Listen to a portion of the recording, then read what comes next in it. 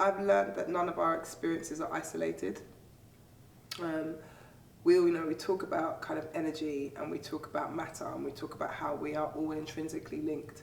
But I think we forget that until we hear each other's stories. Some people are like, oh, why have I got depression? But it's actually quite a common condition, like 25% of people, I think, and especially students. So in essence, why not me?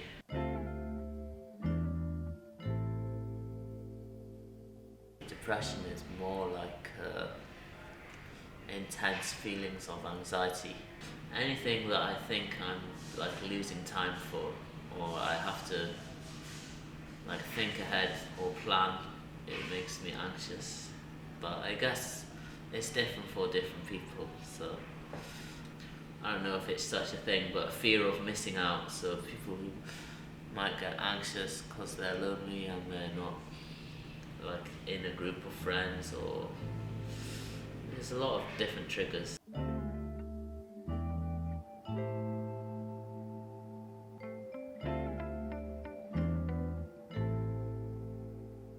I created Naked Truths because I personally had been a life model for about almost 10 years, and I really wanted other women and non-binary people to have the same experience that I had, because it helped me kind of challenge and face some of my internal demons and change the way that I related to myself emotionally and mentally. I wanted to create a space where women could step into their power by reclaiming that narrative, being completely naked and forcing themselves to accept themselves. Well, a lot of people say change, but sometimes I think it's important just to accept it's part of who you are. When you're out with your friends and they introduce you to a new person, you just freeze. Well, in my case, I just freeze and I blank out, so I don't know what to say to them, except for small chit chat like hi, hello. I think they think that you're like a bit up yourself, but they don't understand that you're like introverted, so they misunderstand you for being rude. Or maybe your anxiety makes you think that they misunderstand you for being rude.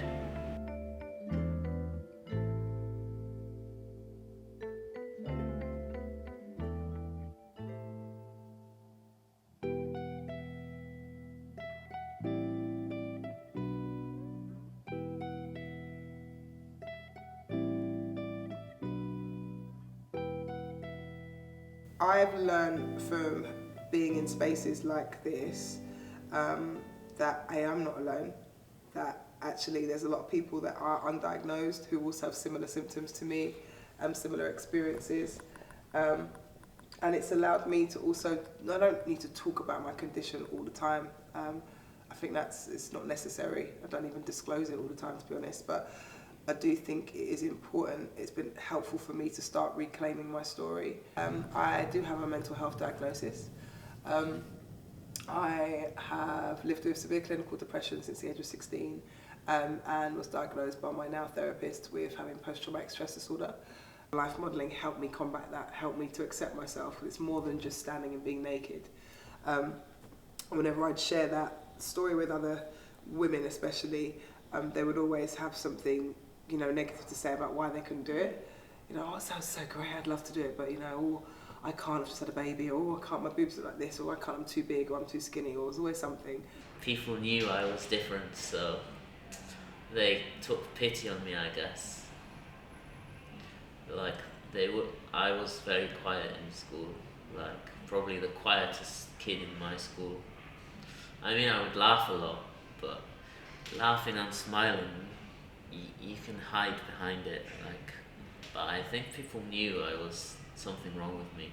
Lonely was the worst, when I didn't feel I had friends, even though I did have friends, but my anxiety was telling me they didn't like me or something like that. We talk about mental health, and in some aspects, in some industries, talking about mental health is actually quite sexy. It's an interesting, trending topic. But when we have to break down the complexities of mental health. That means being able to accept that actually a lot of us might have issues. That means being able to access support and services. And some people aren't ready for that. There's also cultural connotations and nuances that impact that. For example, the Black and Asian community is still quite regressive when it comes to understanding and accepting mental health because of maybe some cultural nuances as well as religious nuances that make it quite difficult for us to accept that. That is changing. But it does mean that even though we're campaigning and talking about it a lot more and we're seeing more representation on the TV and online, that stigma still exists because we still haven't globally accepted all of the intricate nuances behind mental health and how that impacts all of us. I've also learned that safe spaces allow people to be empowered, not just to reclaim their narrative, but also to share things for the first time and release burdens. There's been a lot of disclosure over the past 2.5 years of people's experiences that they've been able to share with people that they love or are close to them, but they felt safe enough to do that here. Doctor's treatment does work, but I just don't think I was feeling like taking loads of pills, and maybe it was a psychological thing for me because I'm not good at taking pills anyway.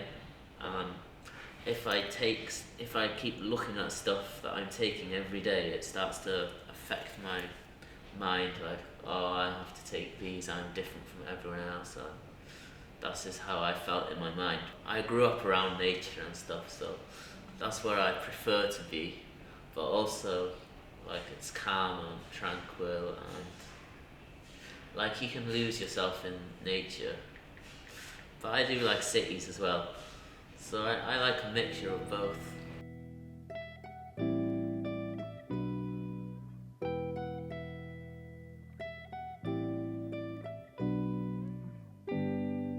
With depression, when you know you've got it, you just feel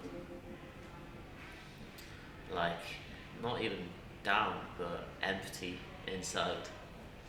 And sometimes you'll go for a walk and you look at people and you can't even like understand them. I'm quite aware that as much as all of our experiences being very similar, there is a lot of kind of intergenerational learning that comes out of sessions sometimes, especially when we have some elders that will take part. The demographic of our Naked Truth tends to be from 18 to 35.